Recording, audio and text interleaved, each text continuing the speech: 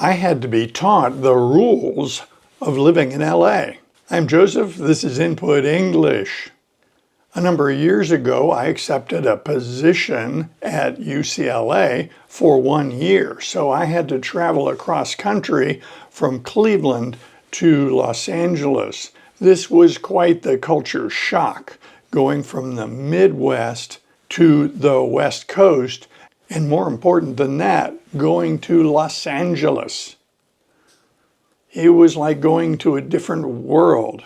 I lived in Marina del Rey on a boat, and I worked at UCLA. When I met my future wife, she determined that I didn't know much about Los Angeles and that I needed to be carefully taught about the rules of Los Angeles. Now, when I say the rules, I don't mean rules that are actually written down. These are the rules according to my wife. Her first rule is fun. And that is, if you think you saw a celebrity, you did. Los Angeles is a magnet for celebrities because of the entertainment industry, because of movie studios, television studios. So it is a gathering place for famous people. And in Los Angeles, you see famous people. Within Los Angeles, there are magnets for celebrities. Restaurants, grocery stores, bookstores, shopping areas, popular places that people like to go to entertain themselves. During my year in Los Angeles, my experiences proved her correct. It was not uncommon to see someone and realize that they were quite famous because of their connection to movies and television. I went for lunch to the Cantor's Deli on Fairfax and sat down for a nice lunch in this famous delicatessen. And right next to me, in the next booth, was a very famous character actress from a television series. My wife's second rule for Los Angeles that she taught me was, if you see a celebrity, give them space. They're not on duty. They have no obligation to stop what they're doing to entertain us. Give them space. And that makes sense. On the same topic, her next rule was, if you see a celebrity, you don't have to completely ignore them. You don't have to avert your gaze. You don't have to look the other way to avoid eye contact with them. No, you don't have to do that at all. Her rule was, a nod and a smile will suffice. Her fourth rule that she taught me really didn't need to be taught. It follows on from the previous two, and that is, don't ask for autographs. Remember, these folks are not on duty.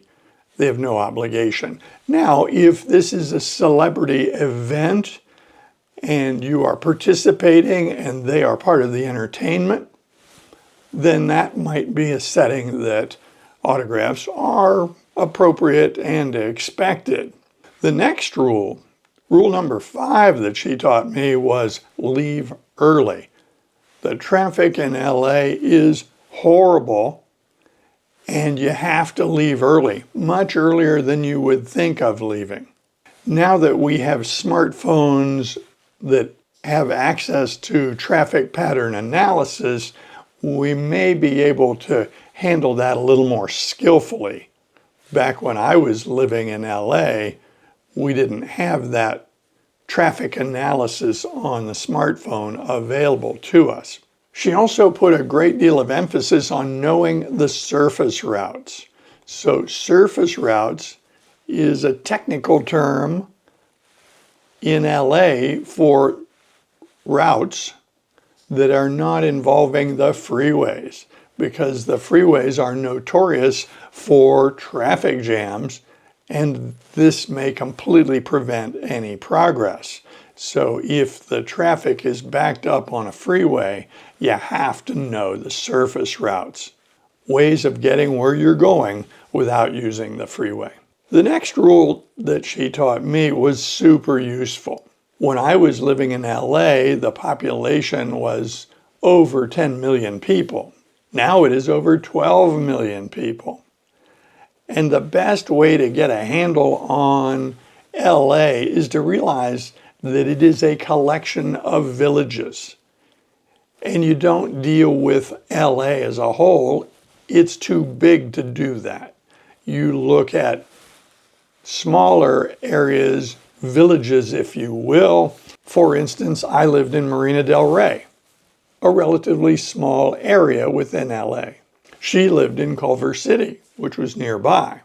We both worked in Westwood at UCLA.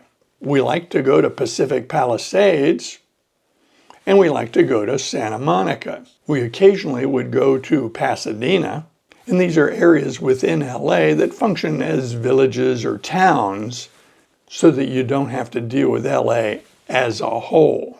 Her last rule was very special, and it pertains very specifically to the two of us. I had invited her to go sailing on my boat, and she had done so. The sailing on that day was a lot of fun, and we had a lot of time to talk. It was a day or so later, she called me on the telephone and said it rained. And having grown up on the East Coast, reporting to someone that it had rained didn't make any sense, but in LA it did, because in LA it rarely rains. And if it rains in LA, it means something. It means that the air is going to be super clear for the next day or so. So she called me and said, it rained.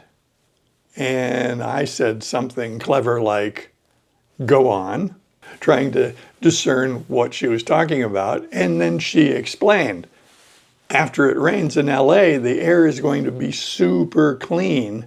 And so tonight would be an ideal time to drive up to Griffith Observatory and get a beautiful view of LA during super clear air conditions. And I said something clever like, sure. We drove up to Griffith Observatory. It was super clear. It was beautiful. And no, I didn't take any pictures. Now, why is this important to me? Well, that was really our first date, unless you count that sailing trip as a date. She asked me out to go to the observatory. And decades later, we're still together. You won't find those rules in any books. They are not codified, but they were very useful to me, particularly that last one. If you like videos like this, be sure to click on this one next. See you soon.